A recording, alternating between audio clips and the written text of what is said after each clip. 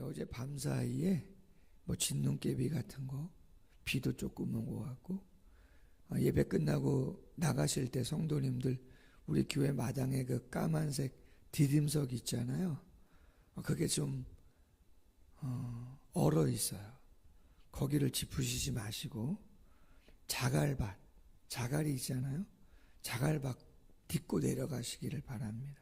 얼마 전에도 성도님들 새벽 예배 오셨다가 내려가시다가 크게 다치지는 않으셔서 감사한데 상당히 미끄럽거든요. 디딤석이. 그거 딛지 마시라 이 말이에요. 내려가실 때 자갈을 딛고 내려가셔야지 좀 안전하게 내려가실 수 있다는 거 성도님들 꼭 기억하시고 그렇게 해주시면 좋겠어요. 자, 오늘 본문에 있는 말씀으로 임마누엘 약속의 성취, 예수 그리스도라고 하는 큐티 제목으로 말씀을 좀 나누도록 하겠습니다. 마태복음 특징이 구약에 예언된 유대의 왕으로 오신 예수님을 강조하는 그러한 책이다 말씀을 드렸어요. 그래서 마태복음 1장 1절이 아브라함과 다윗의 자손으로 오신 예수 그리스도의 계보다. 창세기 12장과 사무엘하 7장 예수님이 누구냐? 언약의 신실하신 하나님의 약속 따라 메시아로 그리스도로 오신 분이 바로 그분이시다.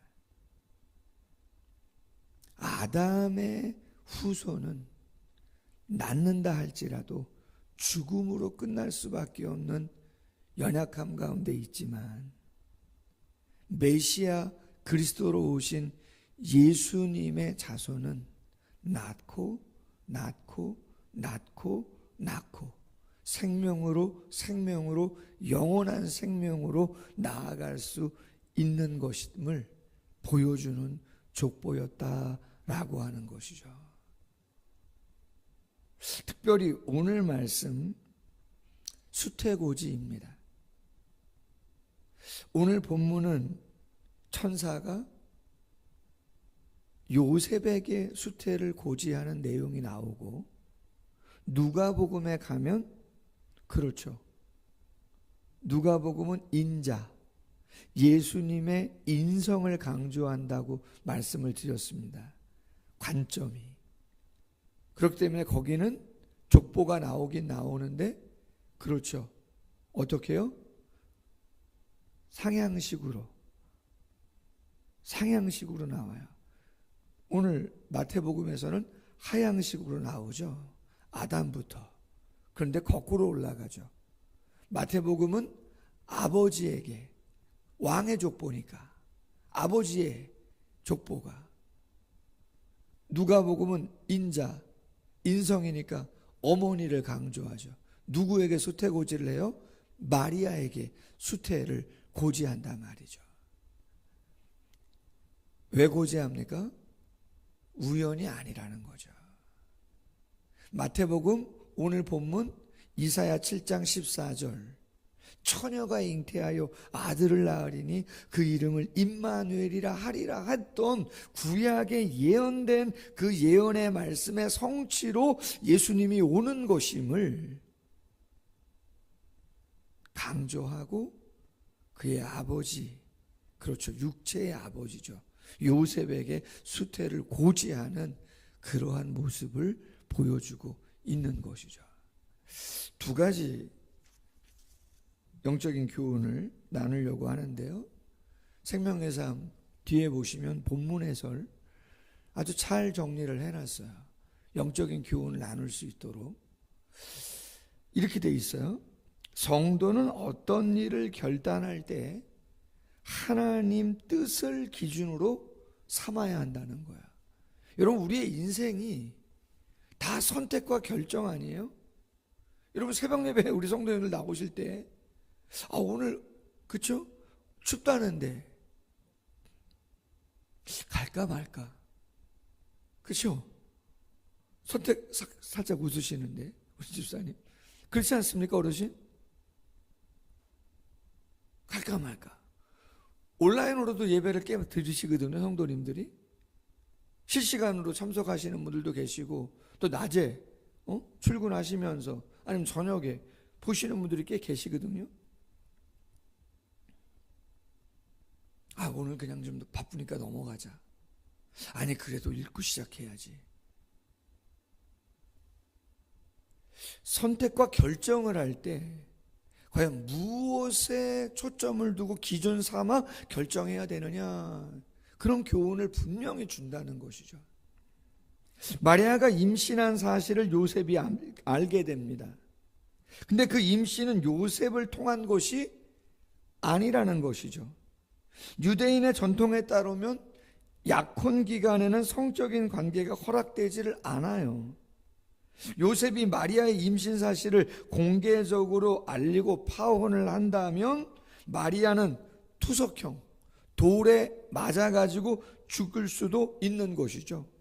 신명기 22장 23절 이하에 보면 처녀인 여자가 남자와 약혼한 후에 어떤 남자가 그를 성읍 중에서 만나 동침하면 너희는 그들을 둘 다 성읍 문으로 끌어내고 그들을 돌로 쳐 죽일지니 그 처녀는 성 안에 있으면서도 소리를 지르지 아니하였으므로 그 남자는 그 이웃의 아내를 욕보였음이라. 너는 이같이 하여 너희 가운데에서 악을 제할지니라.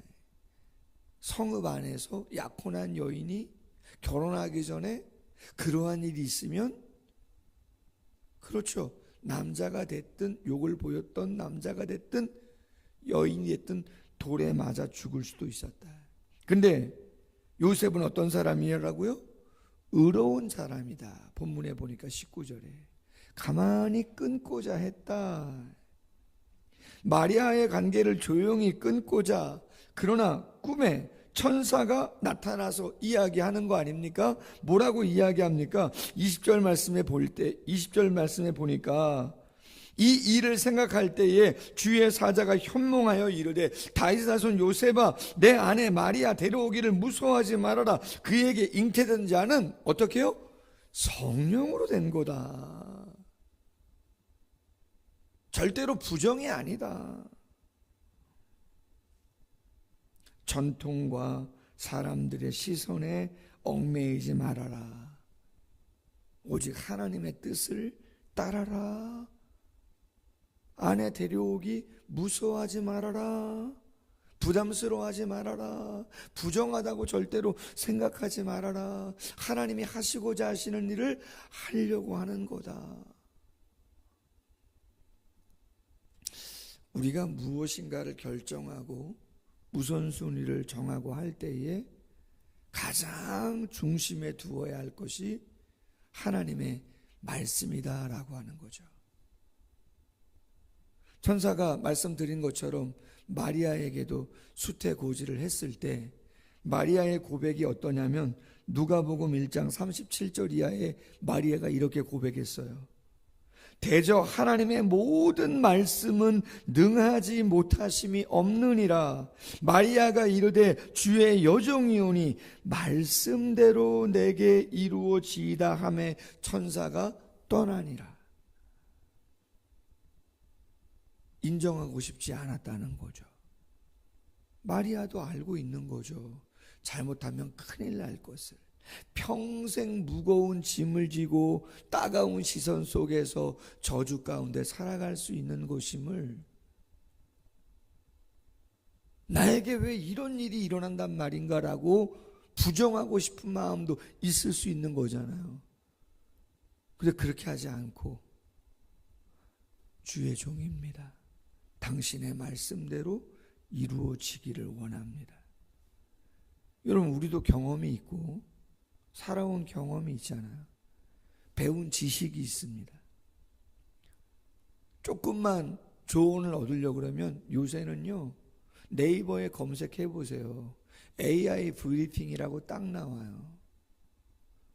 어제 책을 읽고 있는데 저희 마하나임 축구선교회 단톡방에 우리 교회 작년에요, 그 말씀 사경회 때 강사로 오셨던 최호열 사관님, 구세관 사관님 있으시잖아요. 그 나이가 많으신 사관님이 음원을 하나 올렸어요. 음원을. 그래서 딱 클릭해서 한번 음원을 들어봤더니 저희 축구 선교의 뭐라 그럴까? 주제가라 그럴까? 그걸 작사 작곡을 해가지고 올려놓은 거예요. 노래를. 뭐지? 마하나임 축구 선교회와 관련된 건데 댓글을 보니까 당신 신학교 동기인데 당신 그 구세군이라고 하는 교단에 주일학교 뭐 우리로 이야기하면 여름성경학교 같은 그때 보면 막 노래를 부르잖아요. 여름성경학교 노래들 있죠? 그런 걸 작사 작곡하는 분이라는 거죠. 그분한테 부탁을 했다는 겁니다. 올해도 우리 마하나임 축구 선교단이 선교를 갈 건데 주제곡 하나 있으면 좋겠다.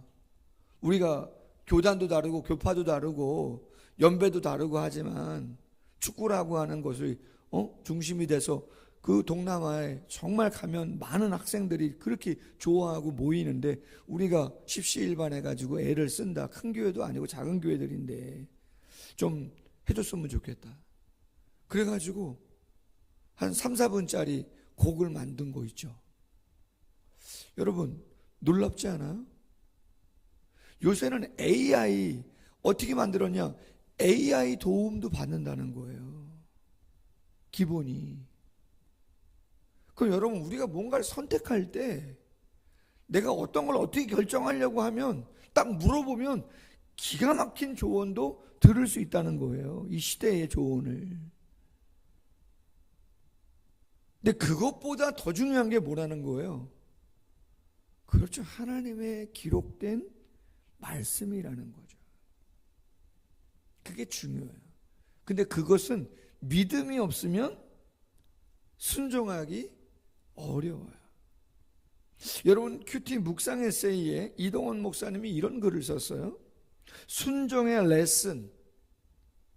우리는 순종의 덕을 낮추어 보는 시대에 살고 있다. 순종한다 그러면 그 순종의 덕을 낮추어 본다는 거죠. 그러나 앤드루 머리는 반항은 죄인의 체질이요 순종은 고된 학습이라고 말했다. 뭐라고요? 반항은 죄인의 체질이다. 저도 죄인, 여러분들도 죄인입니다. 예수님을 믿어 영적인 신분이 의인으로 바뀐 것이지 믿음으로 여겨주시는 거지 우리 안에는 아직 우리의 인격 속에는 죄성이 남아있죠. 천국 가기 전까지는 그렇죠. 죄성이 남아있어요. 그 죄성의 본질이 뭐라는 거죠? 반항이라는 거예요. 하나님의 뜻에 말씀에 역행하려고 한다는 그런 얘기죠. 예수님의 제자들이 배워야 할 제일의 교훈은 순종의 레슨이다. 아프리카 대륙의 복음화를 이야기할 때 리빙스턴과 함께 언급되는 사람이 찰스 스터드라는 인물이다. 그는 영국 캠브리지 대학에서 크리켓 선수로 크게 활약했지만 주님께 헌신하기로 마음을 먹고 10년 동안 중국에서 복음을 전했다. 이후 그는 건강이 악화됐는데 처리해야 할 유산 문제 등 산적한 문제에도 불구하고 아프리카 콩고로 떠났다. 그리고 이렇게 고백했다. 하나님의 아들이신 예수님이 나를 위해 십자가에 달려 자신을 희생하신 것이 사실이라면 그분을 위한 어떠한 희생도 지나친 희생일 수 없다. 제가 연말에 봉사자 간지에 껴가지고 봉사 지원서 넣잖아요. 교사 지원하셔라. 뭐 차량 봉사, 반찬 봉사, 청소 봉사, 무슨 봉사, 무슨 봉사. 기억나시나요? 제일 위에 한 줄, 오늘 본문에 나온 이 찰스 스터드라고 하는 묵상 에세이에 나온 이분의 이야기를 제가 몇 년 동안 실었었습니다. 올해는 뺐는데 작년까지만도 실었었거든요. 예수님이 하나님의 아들이신 것을 믿는데 그분이 우리를 위하여 이 땅에 오셔서 십자가에 죽으셨다면 내가 그분을 위해서 봉사하는 그 봉사가 과연 크다고 할 수 있겠느냐? 그건 아니라는 얘기죠. 봉사가 귀하지만 71세의 지병으로 식인종 복음화를 위해서 애썼던 그분이 하나님의 부름을 받았는데 장례식에 7천여 명의 아프리카 성도들이 위대한 백인 주장, 당신은 하나님의 선물입니다, 희생을 기억합니다, 추모했다는 거죠. 그리고 스터드가 마지막으로 남긴 말은 쓰임 받을 수 있어서 행복했습니다. 후회 없이 쓰임 받는 삶을 살길 원하는 사람에게 주님이 요구하시는 응답은 지금 당장 순종하십시오 라고 하는 말이라는 거죠. 할렐루야. 하나 더 나누기를 원하는 것은 그분에게 순종할 수 있는 또 하나의 이유는 뭐냐면요, 오늘 큐티 제목이 그렇잖아요. 임마누엘 약속의 성취 예수 그리스도. 임마누엘, 하나님이 우리와 함께 계시다. 여러분, 제가 어제 이 큐티를 묵상하면서 설교를 준비할 때 그런 생각했어요. 여러분이 사랑하는 사람과 어디까지 함께 해줄 수 있습니까? 가끔 집사람이 저한테 그렇게 부탁해요. 근데 그걸 제가 느껴요. 그러면서 제가 미안해요. 뭐가 미안하냐? 여러분, 우리는 여기에 슈퍼가 그렇게 가깝거나 그렇지 않죠. 저희 사택을 중심으로 해서 말이에요. 좀 내려가잖아요. 멀리 가야 되잖아요. 예전에는 그것도 없었거든요. 개척 초기에는. 진짜로. 차를 타고 가지 아니하면 장보기 어려운 상황이거든요. 근데 제가 목양실에서 출근해서 사역을 하고 있으면 집사람이 와서 좀 장에 가고 싶은데 필요한 게 있는데 가줄 수 있느냐, 미안한 마음으로 그걸 느끼거든요. 할렐루야. 그럼 제가 또 느끼죠. 그걸 왜 미안하게 나한테 말을 할까 이 사람이. 사역하고 있는데 근데 또 가지 않으면 안 되니까, 그냥 가길 수는 없으니까 버스 타고 장 보고 버스 타고 오고, 음식물 쓰레기 버릴 때 남편에게 이야기할 수도 있는데 함께 좀 해달라고 할 때 여러분 어떤 마음 드세요? 어제 집사람하고 저녁 때 뭔가 검색을 하다가 제가 원하는 게 있었고 아내가 원하는 게 있었거든요. 근데 결국 아내가 원하는 거로 하라고 얘기했는데 제 마음속에 제가 좀 결정하고 싶은 대로 했으면 좋은데 아내가 결정하는 대로 하고 나니까 마음이요, 처음에는 조금 별로 안 좋던데요. 제가 원하는 거대로 했으면 좋은데, 그래도 그러다가 제가 당신이 원하는 대로 하라고 그렇게 결정을 하고 끝났어요. 여러분, 우리 결혼할 때 맹세하죠. 서약하잖아요. 어떻게 하겠다고.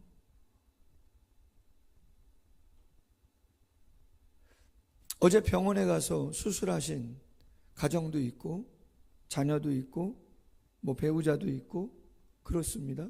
시술하신 가정도 있고. 전화 왔습니다. 제가 목양실에서 책 읽고 있는데 잠깐 기도해 달라고. 순간 내가 여기 안 있었으면 기도를 어떻게 했을까? 기도해 드렸어요. 순간 느꼈어요. 아무리 사랑하는 남편이고 아무리 사랑하는 자녀여도 떨어질 수밖에 없는 시간과 상황이 있을 수 있어요. 어르신들 연세 많이 드세요. 내가 사랑해요.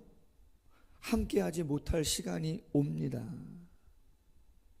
제가 늘 얘기합니다. 제 동기가 노남훈 목사님이라고 저보다 한 7살 위 목사님이 계신데 저희 마하나임 축구선교회 주장이시기도 하신데 늦둥이를 뒀습니다.